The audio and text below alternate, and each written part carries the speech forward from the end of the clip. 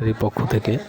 তো দেখুন, আমি আজ আপনাদের একটা মালটা গাছ দেখাবো, যেটা হচ্ছে পাড়িওয়ান মালটা। এর আগে আপনাদের ভিয়েতনাম মালটা দেখেছিলাম।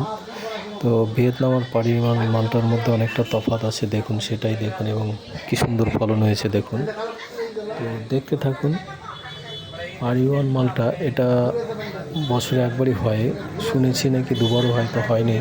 তো যাই হোক, এটা একটা দোষ আছে, সেটা হচ্ছে যখন যদি বেশি পাকান গাছে হলুদ রং করেন তো রস শুকিয়ে যায়, কিন্তু ভিয়েতনামটা সেটা হয় না।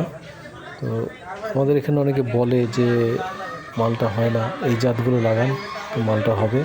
আর আমার ভিডিওটা যারা দেখছেন তারা সবাই ভিডিওটা প্রচুর পরিমাণে শেয়ার করুন এবং আমার চ্যানেলটা সাবস্ক্রাইব করুন, যাতে আরও মানুষ দেখতে পায়, বা আপনিও প্রথম ভিডিও ছাড়লে আপনি দেখতে পাবেন।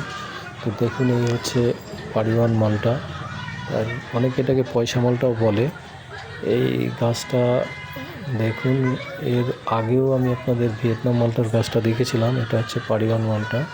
দেখুন, পাড়িওয়ান মালটাকে অনেকে পয়সা মালটাও বলে, তার কারণ হচ্ছে এর পিছনে এটা পয়সার মতো, কয়েলের মতো একটা আছে, যার কারণে অনেকে পয়সা মালটা বলে।